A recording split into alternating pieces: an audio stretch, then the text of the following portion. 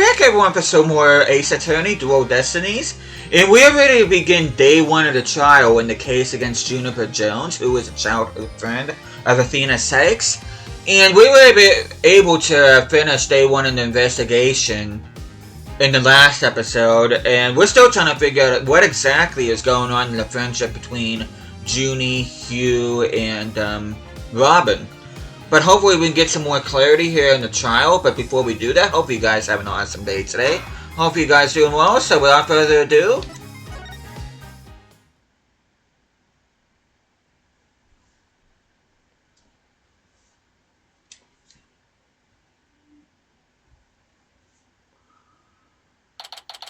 October 25th, 9:47 a.m.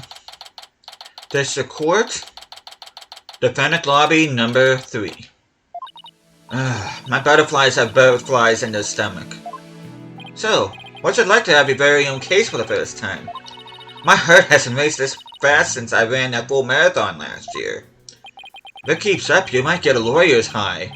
You know, like a runner's high? Relax, everyone's nervous the first time. So my fears weren't unfounded.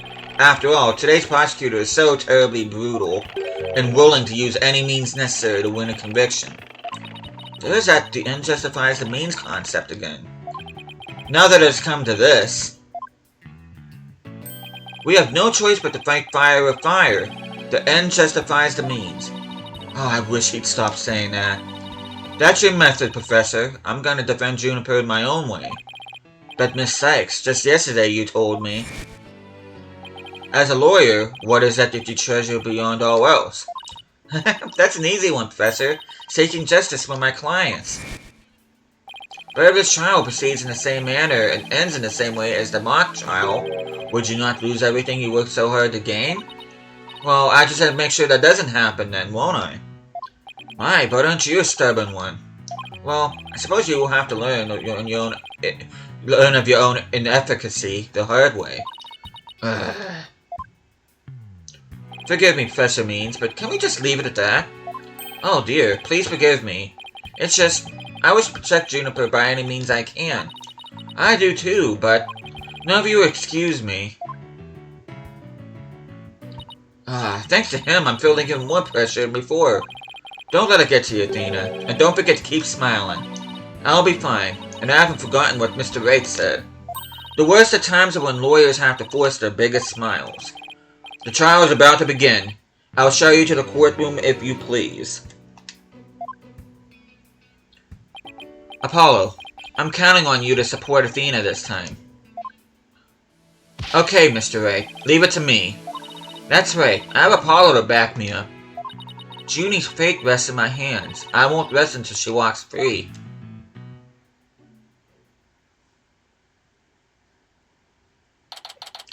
October 25th, 10 a.m. District Court, Courtroom number 4.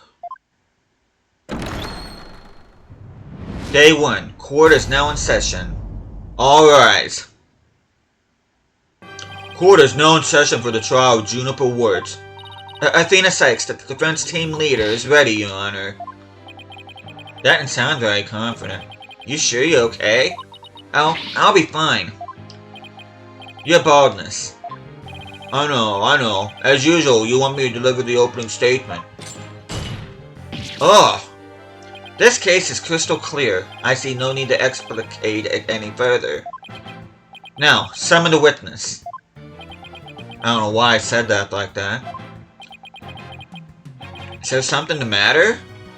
Please do share your baldness. Whatever gave you that idea? Bailiff, please call our first witness.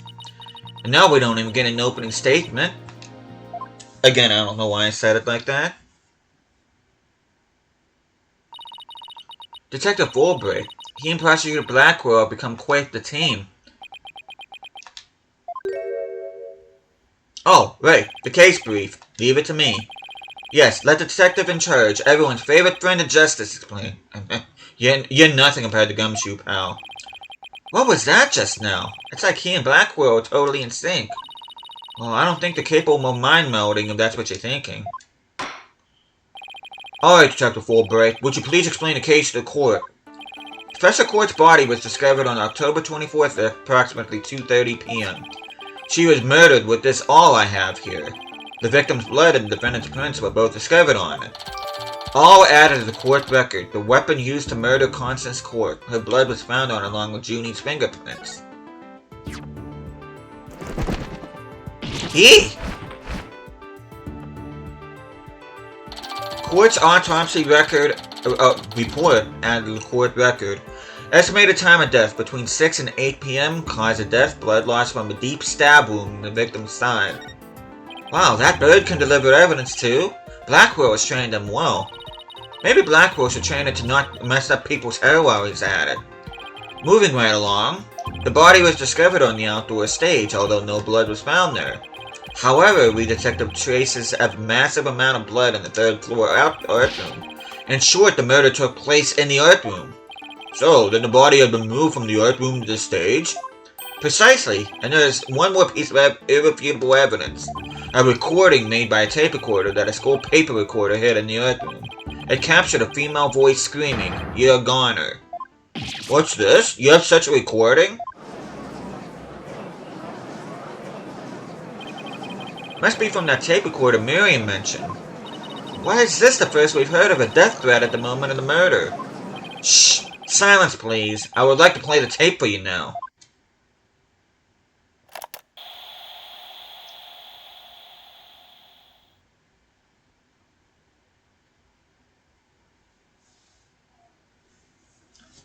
You're a goner. It is quite hard to hear. But the voice does sound female. Tape recorder added to the court record. Used by Miriam to secretly record the conversation in the art room. A woman can be heard shouting, "You're a goner." The noise and low volume of the voice had made voice print analysis all but impossible. Then you haven't identified the voice as belonging to the defendant. Not so fast. After all, voice print analysis isn't everything. The victim was killed at night, then discovered in the afternoon the next day. The question is, when was the body moved? Oh, I know. Could have been moved in the middle of the night when no one was around. Sorry, but no. The campus was full of students that morning. However, no one reported seeing a body. That means the body was moved sometime before the mock trial when all the students and faculty were gathered in the lecture hall and the rest of the campus was empty. It was during this time Hugh O'Connor, one of the mock trial participants, found the body. So prosecution heard about you seeing the body. Wait one moment. If all the students and faculty were gathered in the lecture hall, then there wouldn't have been anyone who could have moved the body. Have no fear, for there is always an exception. An exception? The 3 mock trial participants were standing by in individual dressing rooms. They were the only ones who had free access to the deserted campus before the mock trial. What? Then that would mean... What would that mean? Those 3 students were the only ones who could have moved the body. In justice we trust. I don't like where this is headed, Athena. Me neither. And by those 3, I mean Hugh O'Connor, Robin Newman, and Juniper Wirtz. I knew it. Please, Detective Fulbright, don't say what I think you're about to say. In justice we trust. I take it everyone understands now. The voice believed to be that of the murderer was female, and out of the 3 people who could have moved the body, just one is a girl. That leaves the defendant, Juniper Wirtz, as the only possibility. Well, impressive. He has you in the ropes even before any cross-examinations. Could at least pretend to be upset for me. A splendid job, Fulbright. Oh, hey there, Dirk Demo. Playing Tears of the Kingdom, awesome. I hope you're enjoying it. That could not be any clearer. Feel free to anticipate a salary raise next month. I don't do this for the money. It's all about justice. In justice we trust. No, only a half-wit, but a perennial stuck in the mud you are. That's neither the carrot nor the stick works on Detective Fulbright. No, bailiff, please bring our next witness to the stand.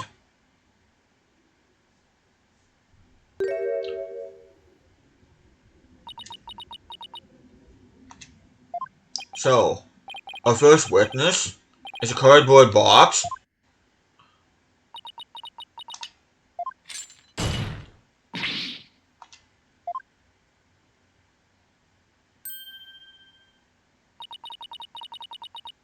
Stealth mode deactivated.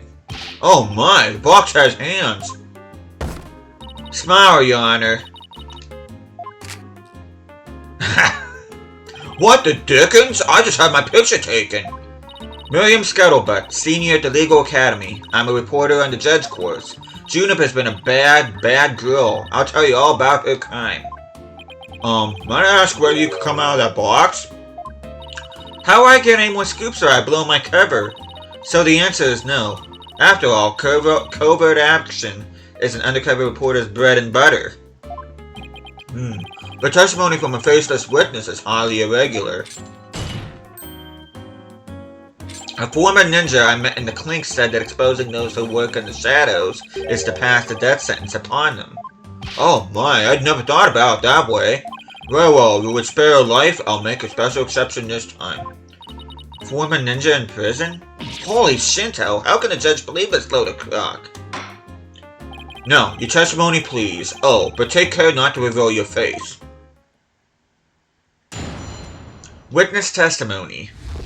The similarity of the case and the script.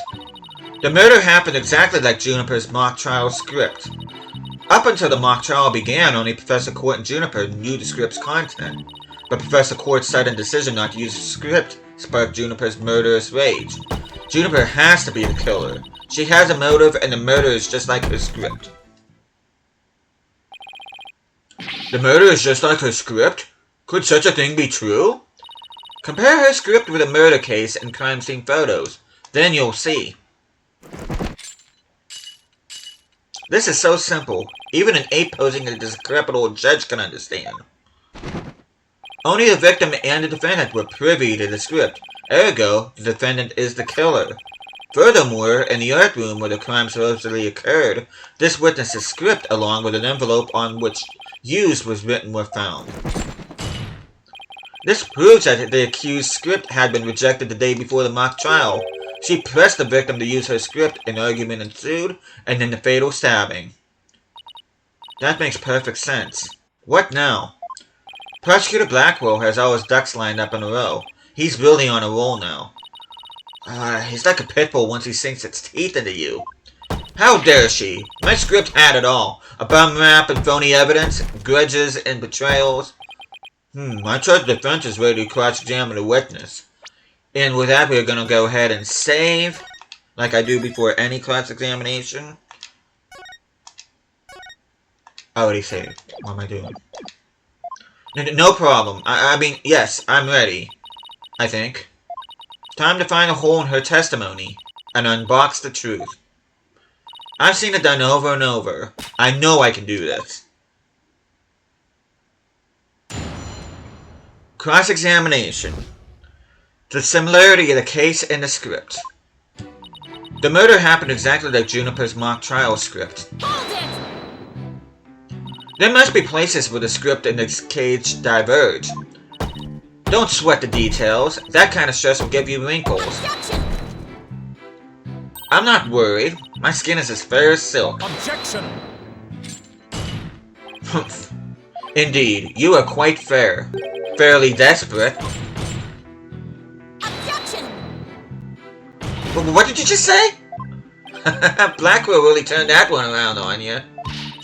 Whose side are you on? Hurry up and think of a clever comeback. Whoa, easy there, Athena.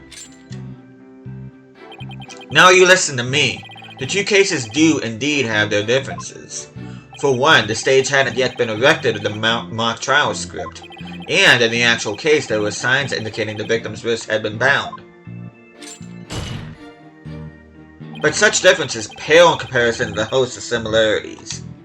In any event, replicating the crime without knowledge of the script is an impossibility. Looks like I won't be passing this off as coincidence. What a total burn! Try again, why don't you, pawn of words?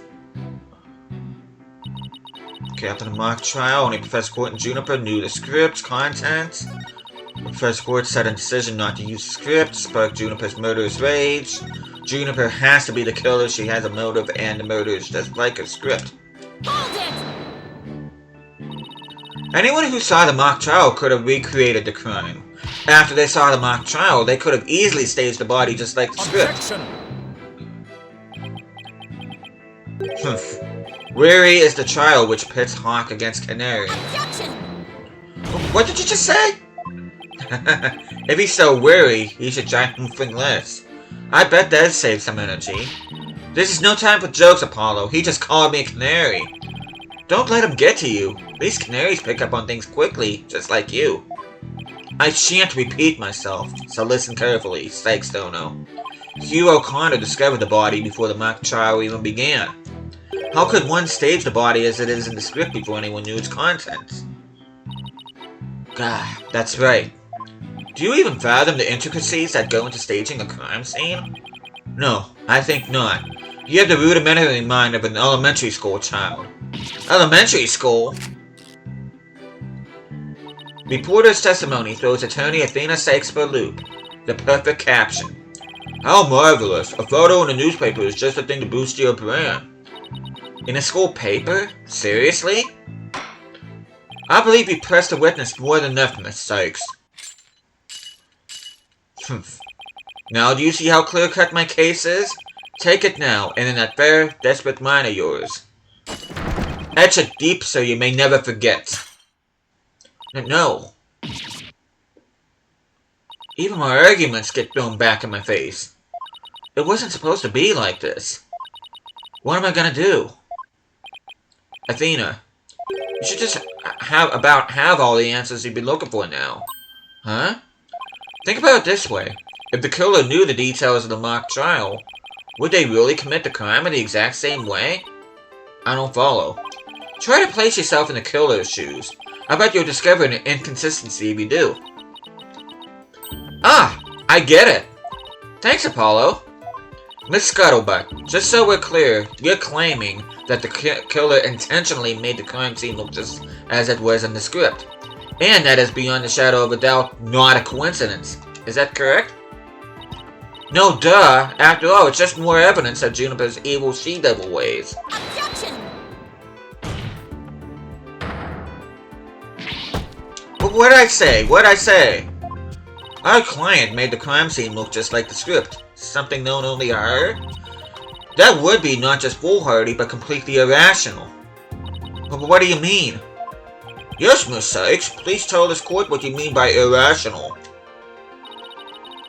It wouldn't make any sense for Junie to mimic her own script on purpose because it would, well, it would obviously make her the culprit. The murder scene was the same as it was in the mock trial script. That in and of itself is irrational. What's wrong with them being the same? Yes, Miss Sykes, can you explain what you mean? Okay, let's say for argument's sake that Miss Woods is the killer. If so, then what reason would she have to intentionally make the actual murder mimic her own script? That's easy. She was admitting that she was the... Ah! That's right. She had really done that. It would have been like proclaiming to the world that she was the killer. So what we actually have here is evidence of someone trying to frame our client.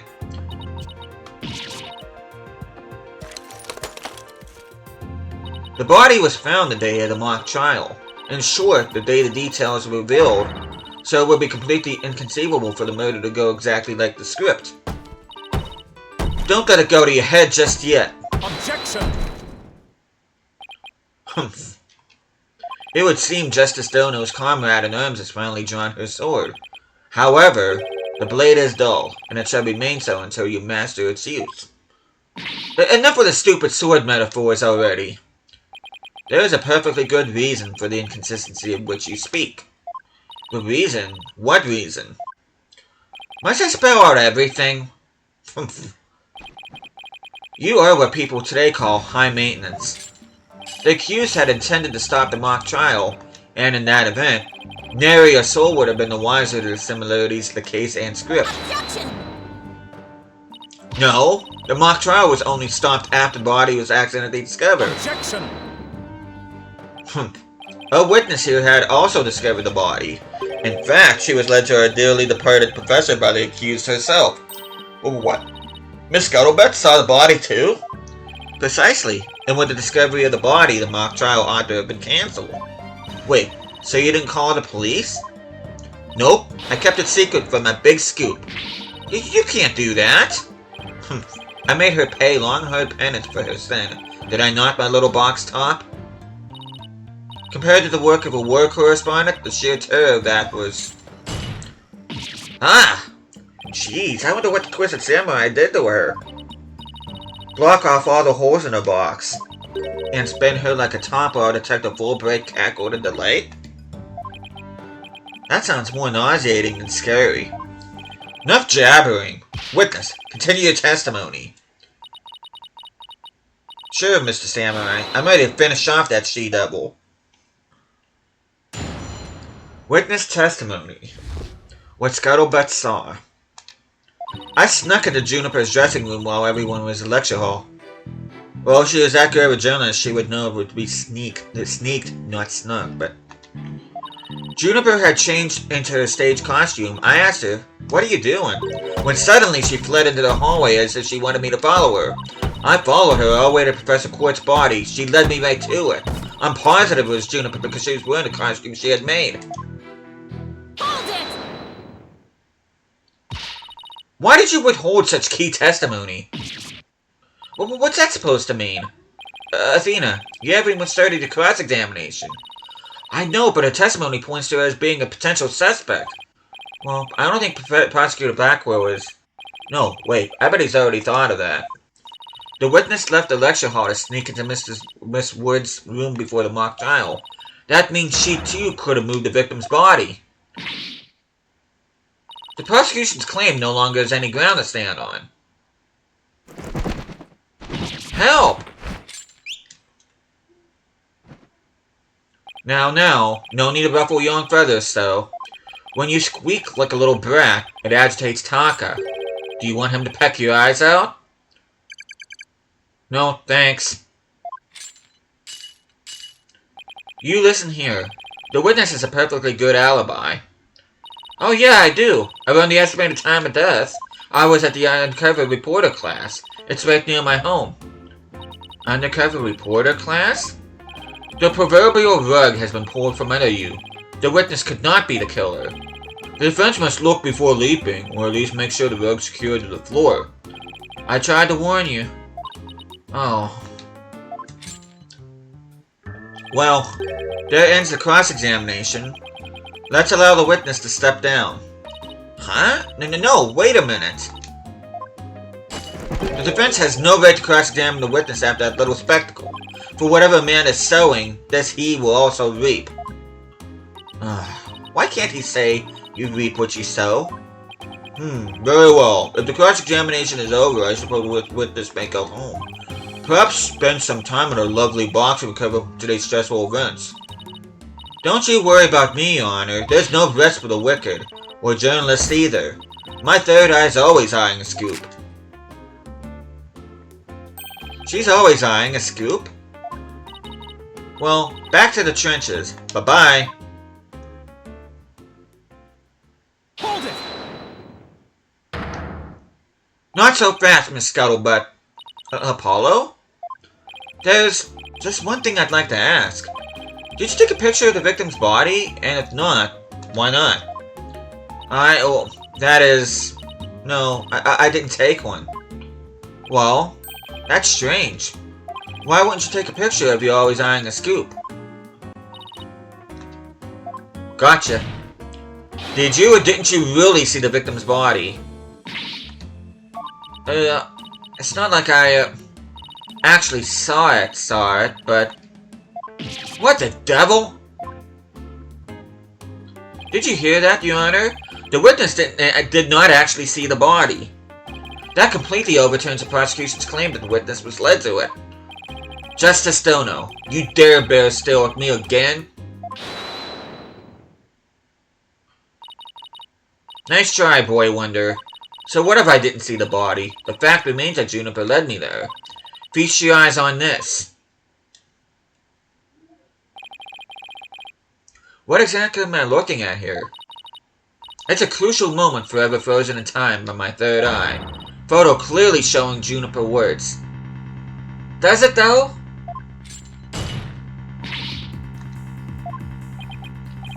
Why did you not tell me of this? It's a shocking scoop I was saving for just the right moment. And that would be now, right here in court. Surprise! What'd I do? What'd I do? All journalists keep their scoop secret until the right moment. It's pretty brave hiding up a black will like that. We're pretty stupid. Well, this is an unexpected turn. Athena? About this picture. See how it only shows the back of the subject? Ah, so then... Wait, who knows whether this photo shows Juniper in the first place? Objection! A completely irrelevant point. What is relevant here is... there was someone who did try to lead the witness to the body. Take a gander at this, the route by which the accused escaped. The witness pursued the accused this way after she fled the dressing room.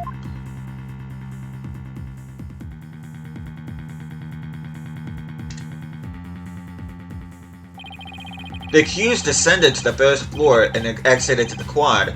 Then what? Curtain cretin? Then I tripped and fell. Caught my knee on my own box. She stayed under her box even while running after someone? Sounds difficult. Recall that the body was already there for you. O'Connor had already seen it.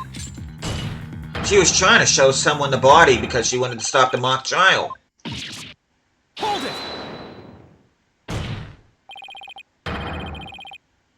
But if the facts had changed, that's all the more reason to cross-examine the witness. French has a point there. Very well, you may proceed with your cross-examination. Seems Justice Dono has saved your pretty little hide, Missy. For now, at least. Whew. Guess I pulled that off somehow. Thanks, Apollo. You're a lifesaver. Incidentally, my compliments to the witness for her very fine box. It's primo cardboard, lovingly selected from among many... Tell another lie or hide another fact from me, and I shall put it to the torch. Please, anything but that. I think it would be more eco-friendly to recycle it, but that's just me. Alright, Miss Sykes, you may cross-examine the witness. We're gonna go ahead and save.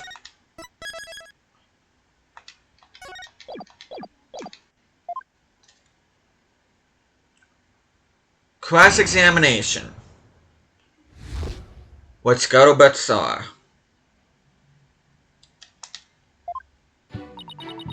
Snuck into Juniper's dressing room while everyone was in lecture hall. Juniper changed into her stage costume. I asked her, "What you doing?" But suddenly she fled in the hallway as if she wanted me to follow her. I followed her all the way to Professor Quark's body. She led me right to it. I'm positive it was Juniper because she was wearing the costume that she had made. Oh, really? Let's see what you have to say about this. Objection! Miss Scuttlebutt's sole basis for identifying our client as a figure in this photo is the fact that it shows someone in Miss Wood's stage costume. Well, it is Juniper's costume, so there must be Juniper in it. It's clear cut. No, that's where you're completely mistaken. What? This is a design drawing from our client's stage costume. Oh my, what a wonderful creation.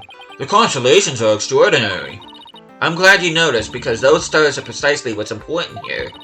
In the drawing, there are constellations all over the outside of the costume.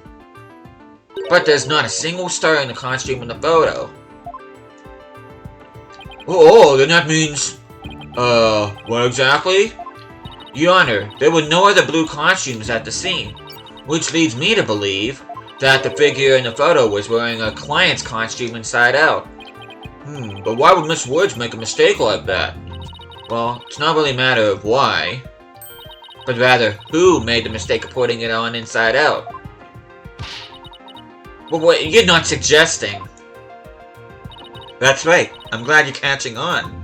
Costume designers wouldn't put it on our own costume on Inside Out. Well, there you go.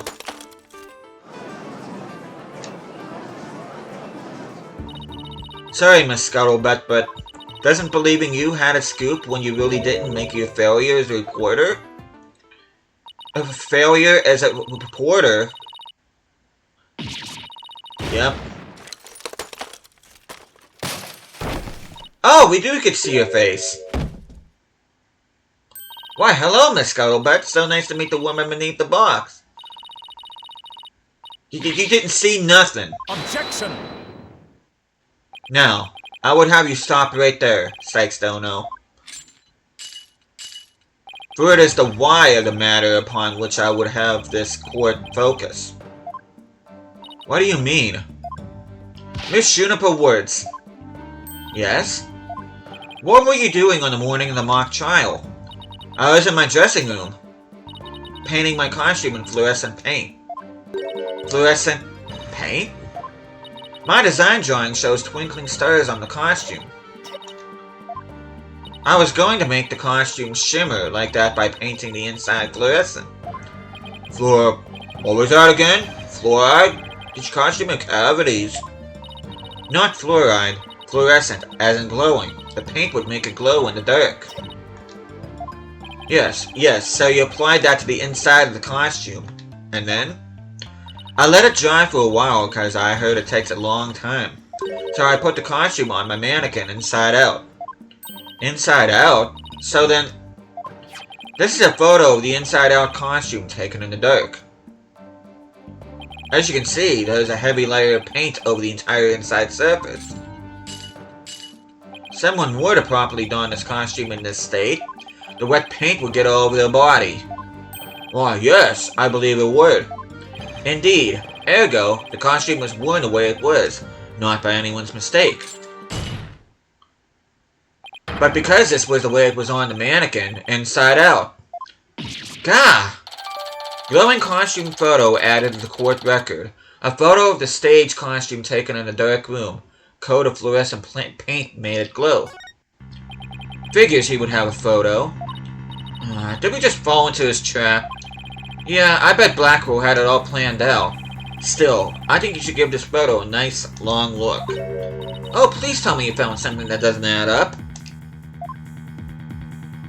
Check out the chest area. Kinda looks like handprints to me. Hey, you're right. A Junie wouldn't know better. Junie would know better than to touch it while the paint was still wet. Objection! I believe the term to describe your thought process is wishful thinking. After all, if master painters made mistakes, why not rank amateurs such as the accused? Objection! So basically, you're saying my claim requires evidence to back it up? Evidence? That shouldn't be a problem, right?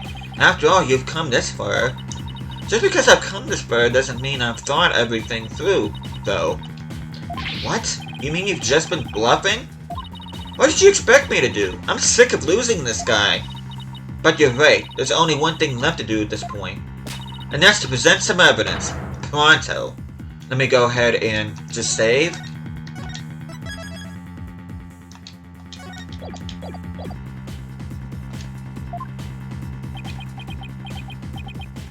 A showdown, is it? I gladly accept.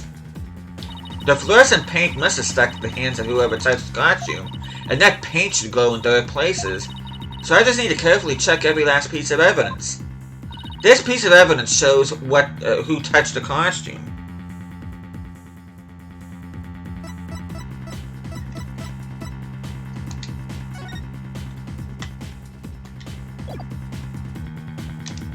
Take that! A school newspaper? Interesting.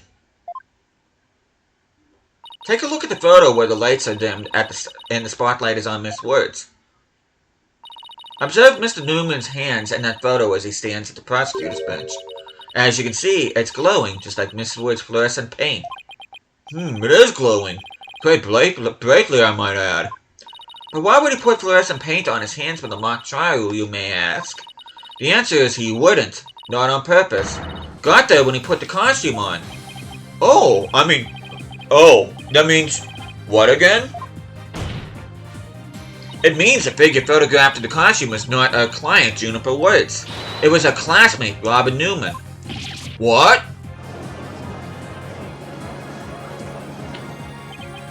To think you were actually able to prove that. Well, you never know what's going to happen next. That's the thrill of the courtroom. So then... Does that mean that Robin is a man? Well, that's certainly how it looks. Very well. Robin Newman it is. He is here in the gallery, I trust? Show yourself. I challenge you to a duel. And with that, we are actually going to stop here. The next time I see you guys, we are going to be listening to what Robin Newman has to say as we continue on with this trial. But with that, thank you guys so much for watching this. Hope you guys are enjoying the series so far, and I'll see you guys again next time.